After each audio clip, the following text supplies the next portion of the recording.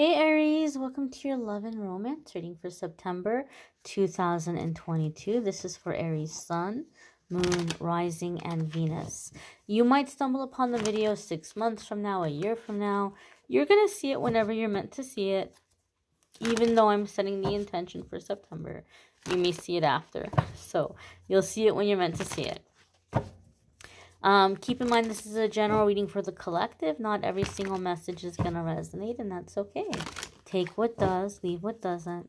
So without further ado, my dears and my darlings, let's see what's coming up here for Aries Sun, Moon, Rising, and Venus. Sometimes your Venus sign will be a lot more accurate when it comes to love and romance than your other placements. So when I do love readings, I always include the Venus energy or set the intention for the Venus energy as well. First card coming up here for the Aries collective is the Nine of Pentacles. And this could be financial independence. Some of you may be meeting somebody as you're working on self-employment or financial independence. Nine of Pentacles might also say some of you are breaking out of a cycle where you've been in relationships because of money. Like, not like in a gold digging kind of way, but like, oh, I'm stuck in this relationship because I can't afford to leave. You might be breaking out of that. So now when you're going to be in a relationship, you're going to be in a relationship with somebody because you want to be there, not because you feel like you're stuck there.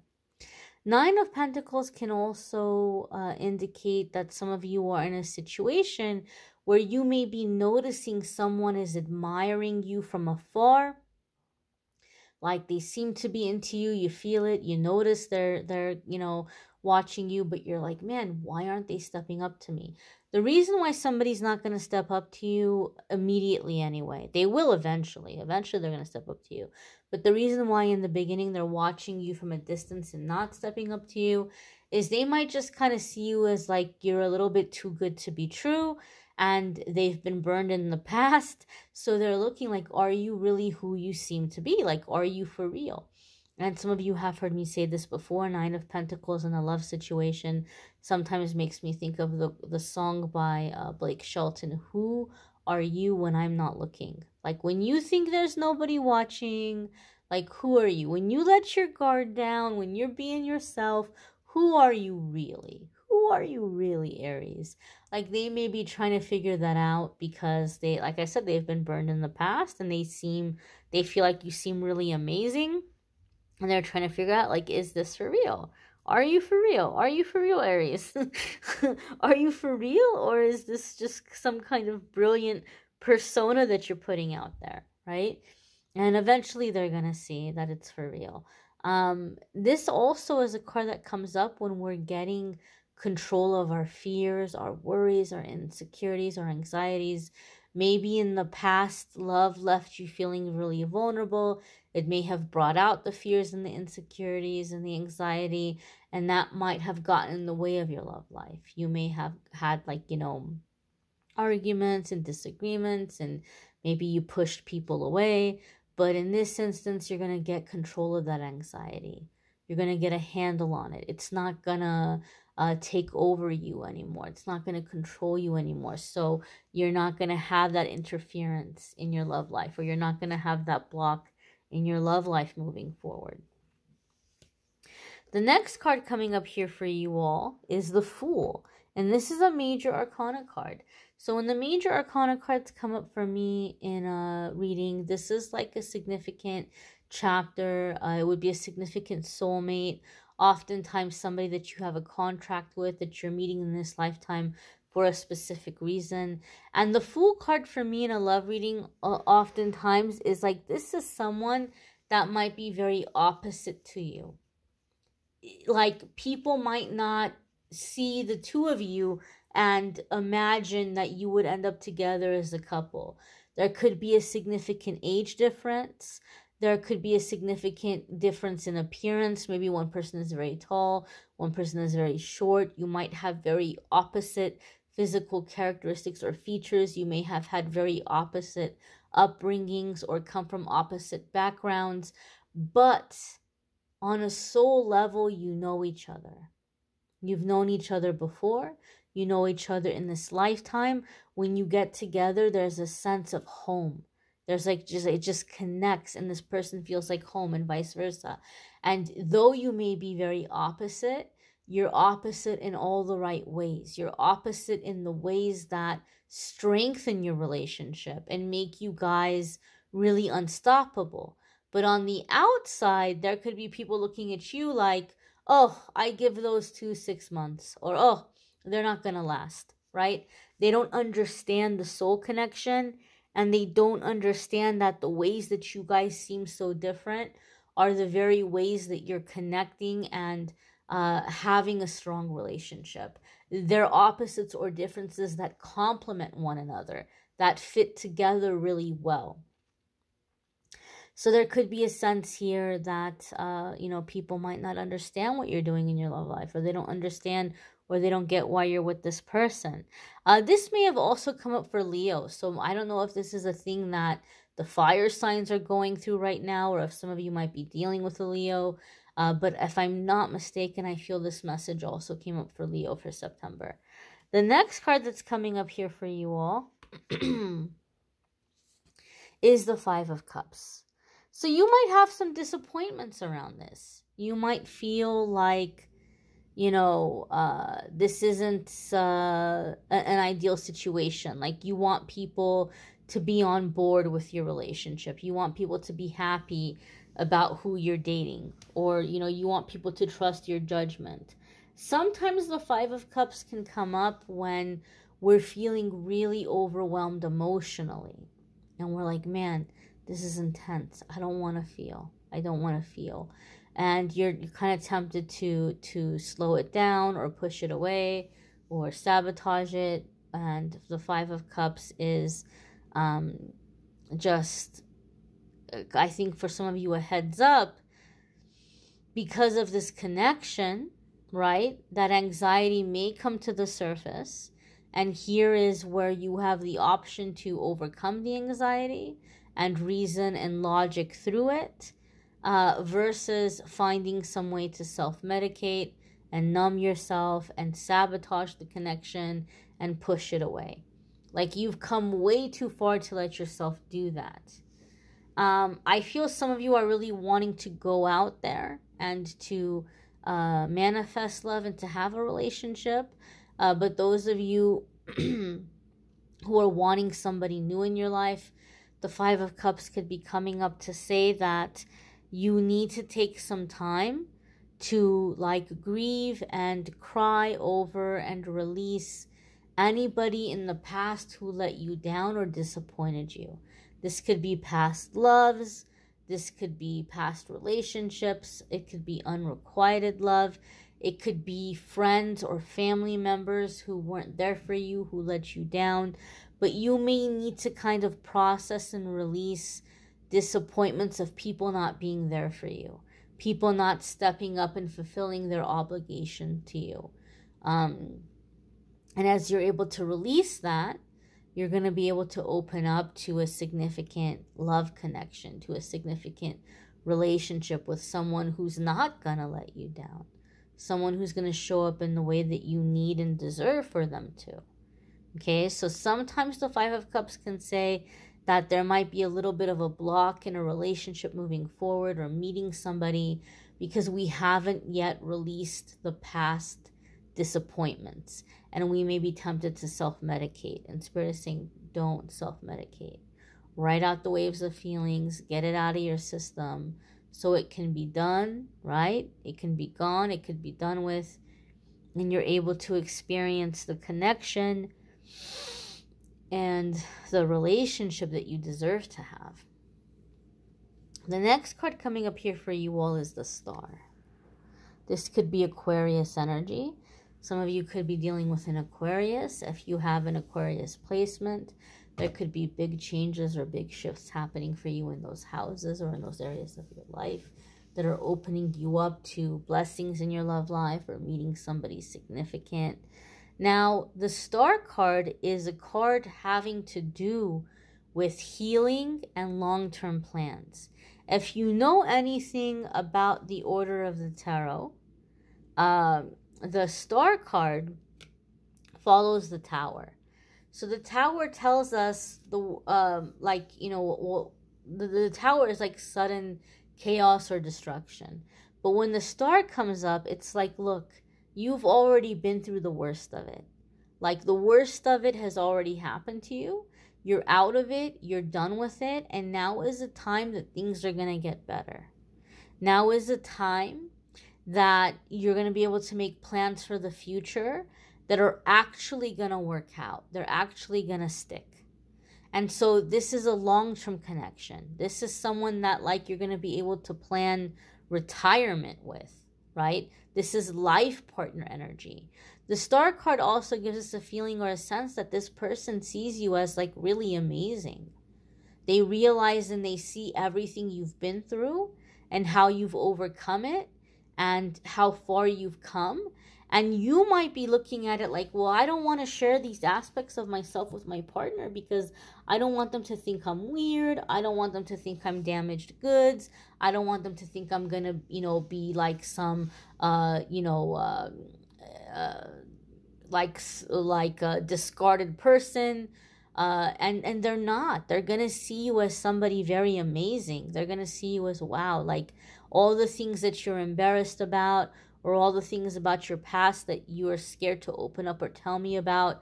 Like, the more I hear, the more I love you. The more I hear, the more I'm like just kind of wowed and like amazed by you. They're seeing you as beautiful. They're not seeing you as broken. What is the thing they do in Japan? I forget what it's called, but they'll take like a vase or a glass or a dish or something that has a crack in it, and they'll fill it with gold because they say this thing is valuable. It's like indestructible in a way, or like it went through it went through something meant to break it, but it didn't break, and so it's like beautiful, it's resilient, it's strong, and so they fill those cracks with gold to show its value. That's how this person is seeing you. They're seeing you as healed. They're seeing you as whole. And, where you think there might be cracks, they're seeing that gold. They're like, just like, you are amazing and you're really inspiring. So I feel like there's also a lot of attraction here with the Star card energy. And it's that, like, the physical attraction is there, but the more they get to know you, the more they want you, the more attractive you become, the more beautiful or more handsome you seem to them, the more that they hear about you and your experiences, right? This is like someone who is really wowed by you, really amazed by you. And some of you may have been in like previous relationships or situations where you weren't really satisfied in the physical intimacy department, right? It like you may have felt like physical intimacy was very kind of lackluster or boring or mechanical and robotic.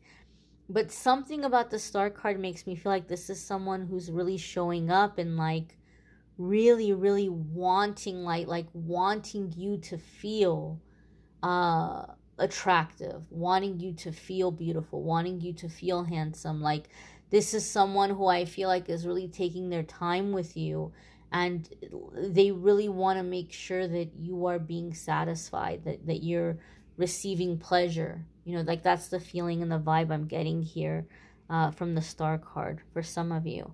Now, your next card might seem conflicting, but it's not. It's right aligned with the message that's coming in here for Aries. Your next card here is the Five of Pentacles. And I know especially in this deck, this seems like a really kind of sad card. Five of Pentacles can come up when we're going through changes and we're going in a new direction in our life in the midst of challenging or uncertain times. The economy is kind of iffy. Things are up in the air. We don't know how things are going to go, but we're hoping for the best. That can definitely describe the time we're in right now, right? Things are iffy. There's a lot of weird things happening. But the message with the Five of Pentacles is that in this process, we're going to find are true blue friends and like a true lover, a loyal lover, a loyal companion, a loyal friend, a loyal partner, a loyal mate who is going to stick beside us during those troubled times or during those uncertain times.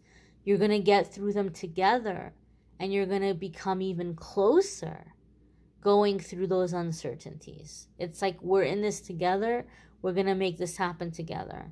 So some of you maybe right now in your life, you're like, oh, I want love so much, but my life is so up in the air. I don't even know how I would find somebody. You may already be in Five of Pentacles energy, but this is exactly when you're going to find somebody, because you're going to find people who are on the path, who are going through what you're going through, who get you, who understand you, who see what you see. And so this is a time when we attract a person or people into our life that they're going to be around us for the right reasons. They're not going to be around us because of what we can do for them or what we can give them or how much money we can spend on them. They're around us for us. They're around us because they like being around us. Okay, so it's very loyal connection here in this way. Some of you might be like, well, I don't know, Amethyst. I think you're just trying to say that because you don't want me to be scared. And I think the Five of Pentacles is scary. Fair enough. Let's leave it to the cards. Let's pull some clarifiers. Why is Five of Pentacles here for Aries, please? Please show us clarifier 1. Please show us clarifier 2. Please show us clarifier 3. We have the Tower. But as I said, I feel like you've already been through the Tower. Or if not, it's not going to be long to recover because you have the Tower and the Star here in the same reading. The Tower is like the worst of it is over. The Star card is like the worst of it is over, and you can make long-term plans now. You can make plans that are actually going to stick and work out. So a lot of you, this is life-changing. This is a life-changing connection. This is a life-changing partnership. You may be meeting this person at a time where your life feels chaotic, and it might be a mutual thing. They may feel like their life is chaotic too. You might both be really waking up and awakening one another also, where you're having this paradigm shift and you're seeing through illusions. The next card here, and I don't do reversals. I don't flip them for reversals. We have the Seven of Wands. And the Seven of Wands is standing our ground, right? Seven of Wands is also like, if it ain't broke, don't fix it. You're on the right path. There's no need to be extra here. You don't have to do extra things to wow or dazzle this person. You don't have to do extra things to prove your value or make them like you. You're on the right path. Just be yourself and keep doing what you're doing. For some of you, there may be some outside interference, especially since we talked about how for some of you, this person, your friends or family, would be like, what are you doing with them? Like, this isn't going to last. And Seven of Wands is saying you don't have to fight everybody.